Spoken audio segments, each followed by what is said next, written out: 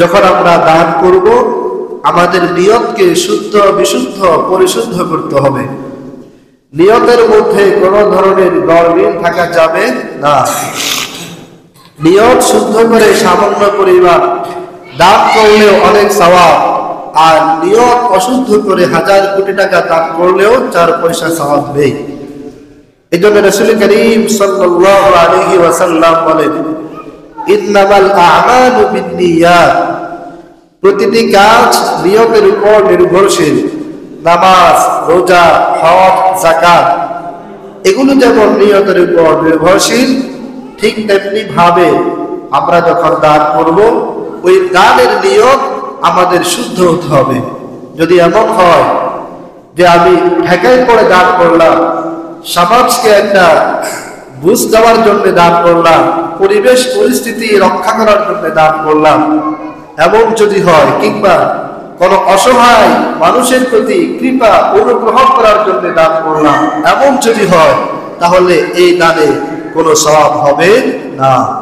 দান করতে হবে যে আমার এই সম্পদে অসহায় মানুষের হক রয়েছে, আমি তার হক তাকে পৌঁছে দিই, এই নিয়তে দান করতে হবে। তাহলে আল্লাহ পাক রব্বুল আলামিন সওয়াব দান করবেন।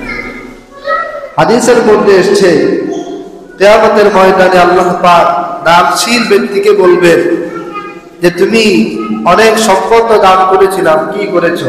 তো সে বলবে, মা তারাকতু ফি সাবিলিন আইনফাকা, আমাকে আপনি যত সম্পদ দান করেছেন সব সম্পদ আমি আপনার রাস্তায় দান করেছি। তখন আল্লাহ পাক রব্বুল আলামিন বলবেন, কাযাবতা, এই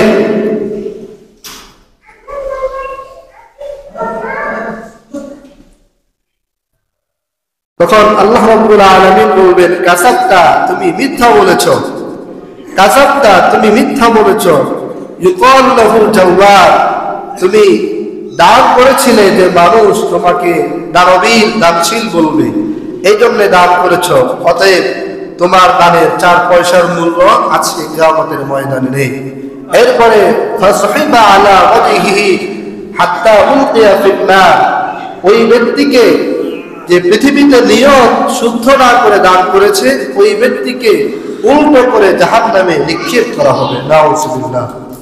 এই জন্য আমরা যখন দান করব আমাদের 1 নম্বরের কাজ হচ্ছে নিয়তকে শুদ্ধ করতে হবে, নিয়ত পরিশুদ্ধ সওয়াবের নিয়তে দান করতে হবে।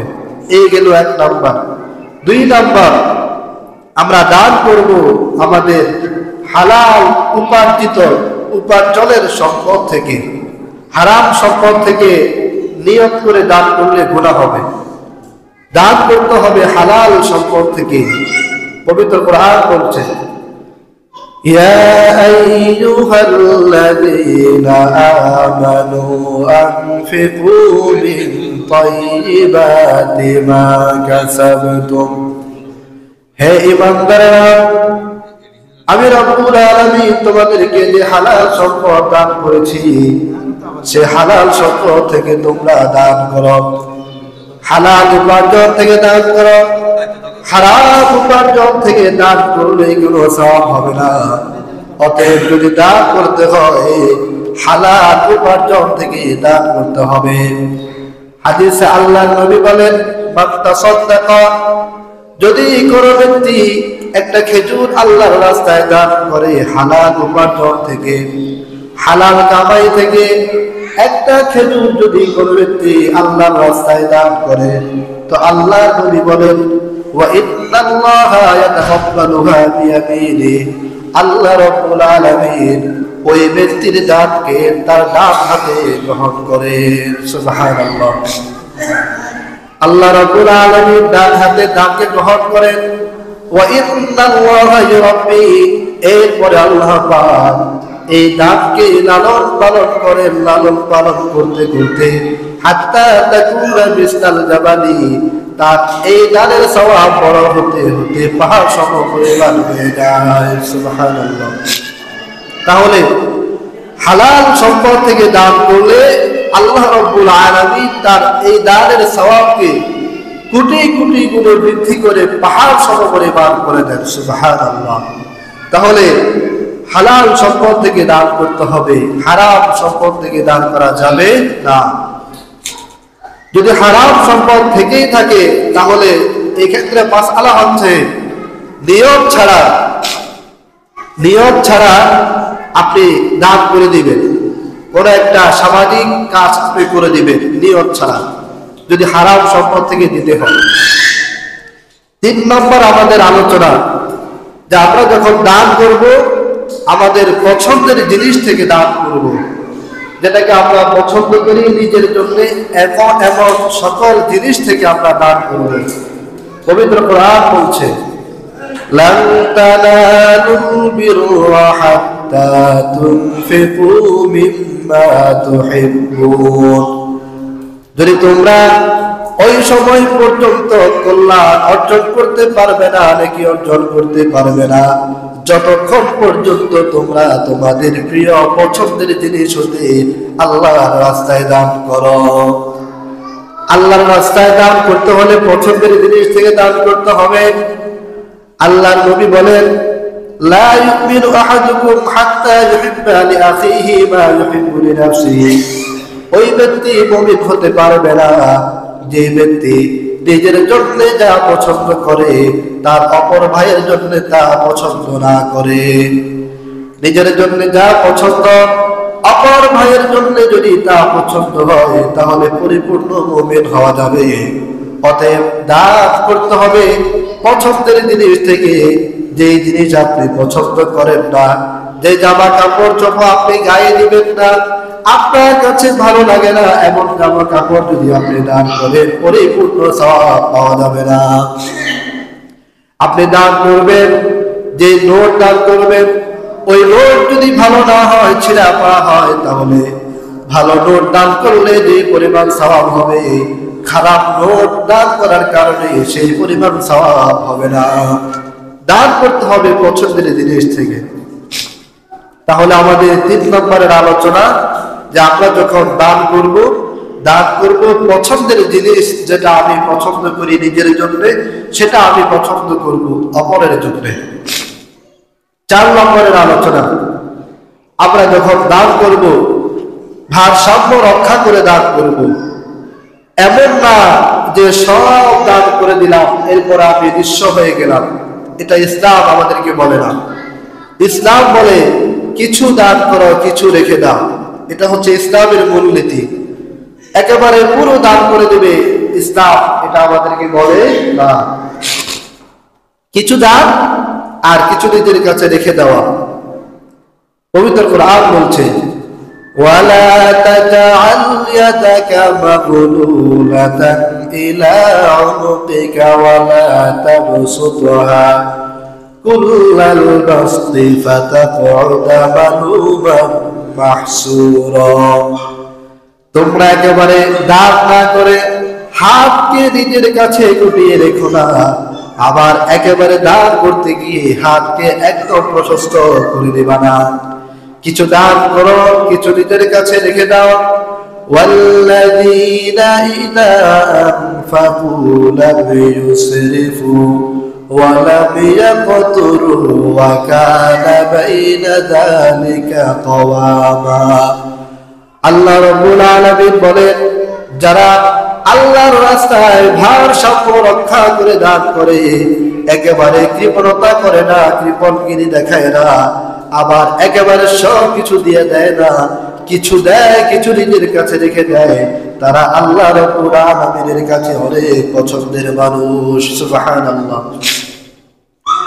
হাদিসের মধ্যে এসেছে, হযরত জাবের হাদিস বর্ণনা করেন, আল্লাহ নবী একদিন বসা আছেন, একজন সাহাবী ডিমের মতো সমপরিমাণ এক টুকরো স্বর্ণ নিয়ে এসেছে। সাহাবী ডাক দিয়ে বলেন, ইয়া রাসূলুল্লাহ, ইয়া হাবিবাল্লাহ, রাস্তা দিয়ে হাঁটার সময় ডিম পরিমাণ একটা স্বর্ণের টুকরো পেয়েছি। আল্লাহ নবী বলেন, তো এখন কি করব? সাহাবী ডাক দিয়ে বলেন, আমি চাই আমার এই স্বর্ণের টুকরা আল্লাহর রাস্তায় আমি দান করে দিই। আল্লাহ নবী জিজ্ঞেস করলেন, এই স্বর্ণের টুকরোর বাহিরে তোমার কাছে আর কোন জিনিস আছে? সাহাবী ডাক দিয়া বলে, না, এই স্বর্ণের টুকরা হচ্ছে আমার সম্পদ, এর বাহিরে আমার কোনো কিছু নাই। হযরত জাবের হাদিস বর্ণনা করেন, সাহাবী এই উত্তর দেওয়ার সাথে সাথে আল্লাহর নবী তার দিকে মুখ ফিরিয়ে নিলেন। নবীজি ডান দিকে মুখ ফিরিয়ে নিলেন, সাহাবী ডান দিকে আসলেন। নবী আবার বাম দিকে মুখ ফিরিয়ে নিলেন, সাহাবী বাম দিকে আসলেন। এরপরে নবীজি ডাক দিয়া বললেন, হে সাহাবী, আল্লাহর রাস্তায় সব কিছু তুমি দান করে দিয়ে এরপরে তুমি ভিক্ষা করবে, এবং ইসলাম তোমাদেরকে এমন আদেশ দেয় না, বরং ইসলাম বলে যা কিছু তোমার আছে সেখান থেকে কিছু দান করবে, আর কিছু তুমি তোমার নিজের জন্য রেখে দিবে। সুবহানাল্লাহ। ভারসাম্য রক্ষা করে দান। নবীজি তার পুরো স্বর্ণের টুকরা দিয়ে নিলেন না, নবী বললেন সব দিয়ে দিলে তো তুমি খালি হয়ে যাবে, এরপরে অপরের কাছে তুমি হাত পাতবে। ইসলাম এটা বলে না, কিছু দান করো, কিছু রেখে দাও।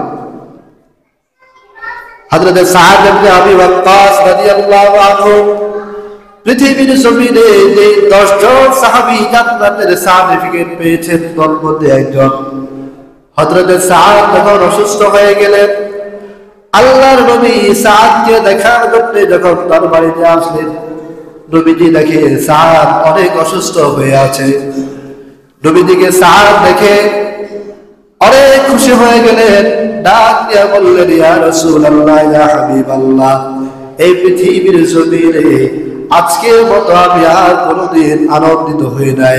স্বয়ং আমার ঘরের মধ্যে রাহমাতুল লিল আলামিন নবী মুহাম্মদুর রাসূলুল্লাহ সাল্লাল্লাহু আলাইহি ওয়াসাল্লাম আমার ঘরের মধ্যে তাশরীফ এনেছে। আমি অনেক আনন্দিত, অনেক খুশি। এরপরে সাদ ডাক দিয়ে বলেন, ইয়া রাসূলুল্লাহ, ইয়া হাবিবাল্লাহ, মহান রব্বুল আলামিন আমাকে অনেক অঢেল সম্পত্তি দান করেছেন, আমি চাই আমার সব সম্পত্তি আল্লাহর রাস্তায় দান করে দিব। নবীজি বললেন, লা, এটা হবে না।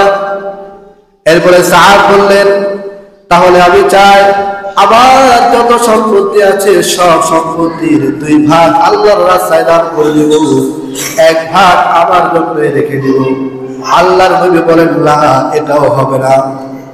এরপরে সাদ বলেন, তাহলে আমি চাই আমার সব সম্পত্তি 2 ভাগ করে 1 ভাগ আল্লাহর রাস্তায় দান করে দেব, আর 1 ভাগ নিজের কাছে রেখে দেব। নবীজি বলেন, না, এটা হবে না। এরপরে সাদ ডাক দিয়ে বললেন, তাহলে ঠিক আছে, আমি চাই আমার সব সম্পত্তি 2 ভাগ আমার কাছে রেখে দেব, আর 1 ভাগ আল্লাহর রাস্তায় দান করব। এরপরে আল্লাহর নবী বলেন, হ্যাঁ।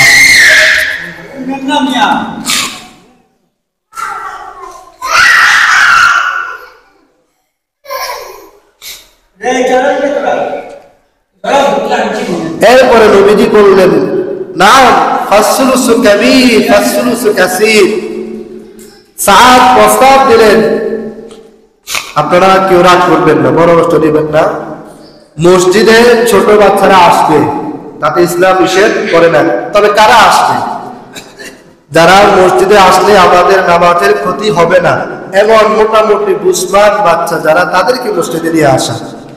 যারা এখনো কিছুই বুঝে না, ডান বাম বুঝে না, একেবারেই ছোট মানুষ, তাদেরকে আপনি অন্তত কমপক্ষে ফরজ নামাজের সময় মসজিদে না আসা ভালো।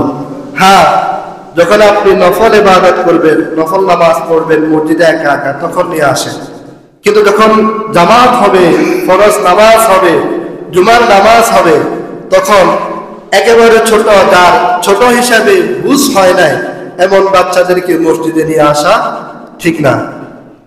যারা এখনো নিজেই কিছুই বুঝে না, নামাজের ক্ষতি হবে, এক কথায় নামাজের ক্ষতি হবে এতটুকু বুঝে না এমন ছোট বাচ্চাদেরকে কমপক্ষে ফরজ নামাজের সময় মসজিদে নিয়ে আসা উত্তম। আনলে গুনাহ হবে বিষয় এমন না, উত্তম। আমরা বিষয়টা খুব খেয়াল করব, কারণ ছোট একটা বাচ্চাকে মসজিদে নিয়ে আসা আপনার জন্য ফরজ ওয়াজিব কিছুই না, কিন্তু নামাজ পড়া এটা আপনার জন্য ফরজ। ফরজ না? যদি নামাজের সমস্যা হয় আপনার ফরজে ব্যাঘাত হবে। অতএব ছোট্ট একটা মুস্তাহাব আমল বাচ্চাকে মসজিদে নিয়ে আসলেন, এটা ভালো, ইসলাম উৎসাহিত করে মসজিদে নিয়ে আসবেন। কিন্তু এটার জন্য যদি আপনার মসজিদের মুসল্লিদের নামাজের ক্ষতি হয়, তাহলে না নিয়ে আসাই উত্তম। তাকে আপনি মসজিদে একাকী ইবাদতের সময় নিয়ে আসেন, তখন নিয়ে আসেন। এটা আমরা সবাই খেয়াল রাখবো। নবীজি বললেন, হে সাআদ, তুমি বলেছো যে 2 ভাগ নিজের কাছে রেখে দিবে, 1 ভাগ আল্লাহর রাস্তায় দান করবে। এটা করতে পারো। এর থেকে কি বোঝা গেল? যে ইসলাম আমাদেরকে বলে ভারসাম্য রক্ষা করে দান করা। সব কিছু আল্লাহর রাস্তায় আমি দান করে দিতে নিঃস্ব হয়ে গেলাম, এটাও না। আবার সব রেখে দিলাম, কিছুই দান করলাম, এটাও না। আমি আল্লাহর রাস্তায় দান করব, নিজের কাছেও আমি কিছু রেখে দেব।